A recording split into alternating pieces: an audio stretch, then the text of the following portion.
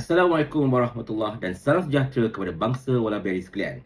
Video kita pada kali ini, saya ingin menyentuh tentang satu isu yang sangat-sangat viral pada ketika ini dengan satu persoalan. Hina Islam, minta maaf, settle, repeat. Sampai bila benda macam ni nak berlaku? Kita intro dulu.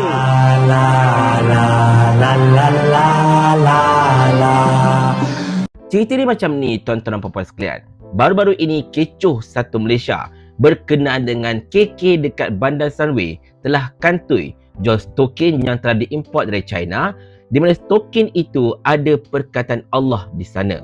Di mana benda ini memang telah menimbulkan kemarahan yang luar biasa daripada umat Islam dekat negara kita ini. Ialah sebab perkataan Allah itu dibuat dekat token, dan token ni jangan orang pakai kepala. Token orang akan pakai dekat kaki.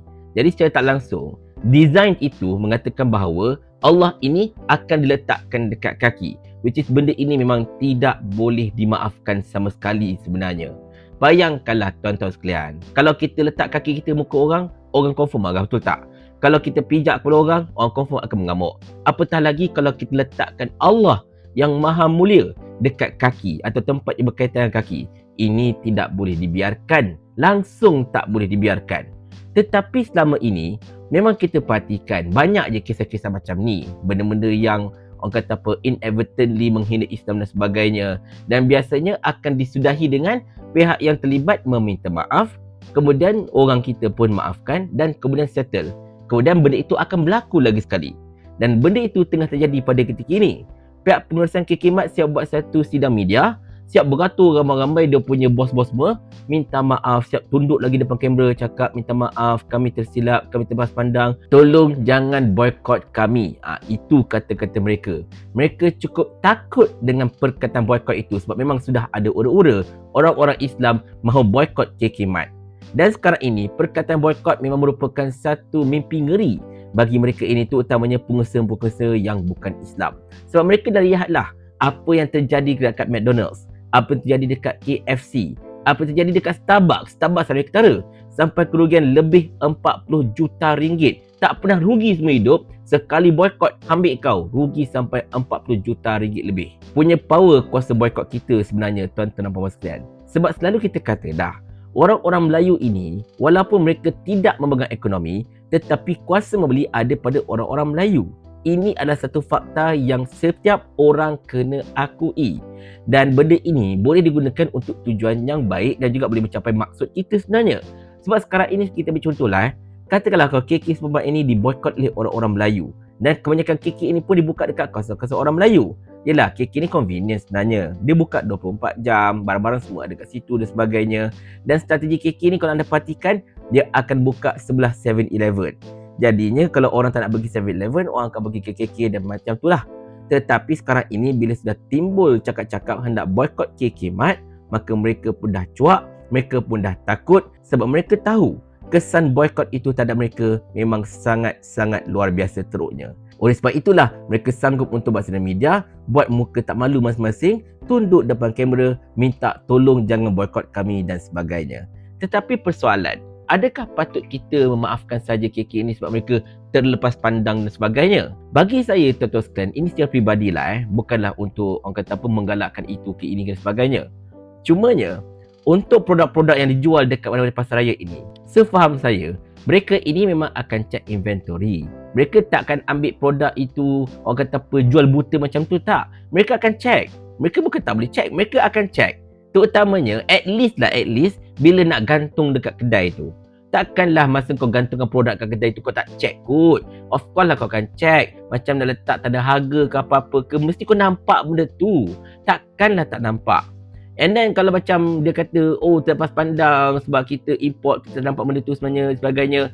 Takkanlah masa kau import tu kau tak ada sampel produk. Mestilah ada. Setiap benda macam ni akan ada sampel produk.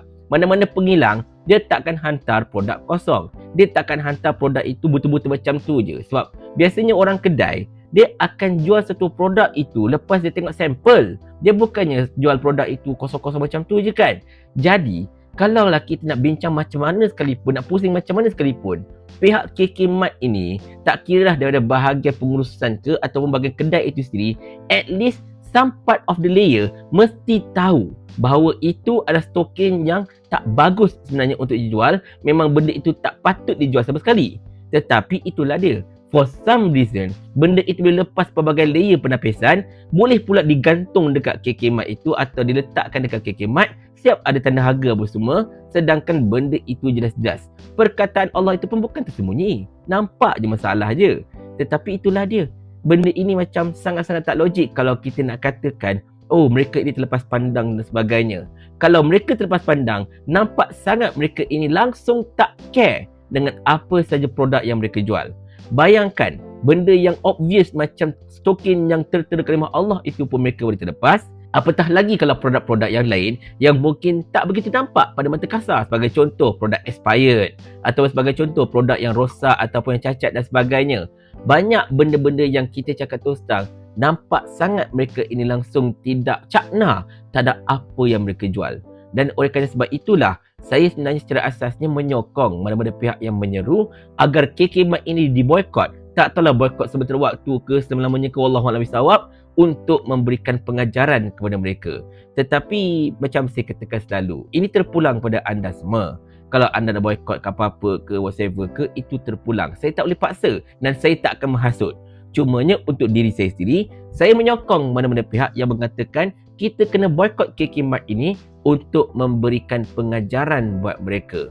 Dan saya harap sangat bukan sekadar KK Mart yang menerima pengajaran ini, tetapi semua syarikat yang selama ini mungkin telah terpalit dengan kontroversi seperti ini, ataupun mana-mana syarikat yang baru akan datang yang mungkin terfikir nak buat perangai yang ngarut macam ni, supaya mereka dah ambil pengajaran siap-siap. Lepas ini jangan main-main dengan kuasa boykot masyarakat Melayu terutamanya. Ingat, macam saya katakan tadi, memang kaum lain yang memegang ekonomi, tetapi kuasa membeli paling besar terletak dekat tangan kita orang Melayu. Dan benda ini kita boleh gunakan to the good effect untuk pastikan yang mereka ini tidak lagi boleh buat kita sewedang-wedangnya ikut sesuka hati mak bapak mereka. Tetapi itulah dia tuan sekalian, seandainya kalau ada mana-mana syarikat yang masih lagi berdegil, masih lagi terlepas pandang selepas ini, selain dari boykot, mungkin kita boleh pergi berjumpa dengan mereka dan tanyakan soalan ini biar mereka betul-betul insaf. Mau tak tuan hamba kalau hamba kirimkan ke akhirat?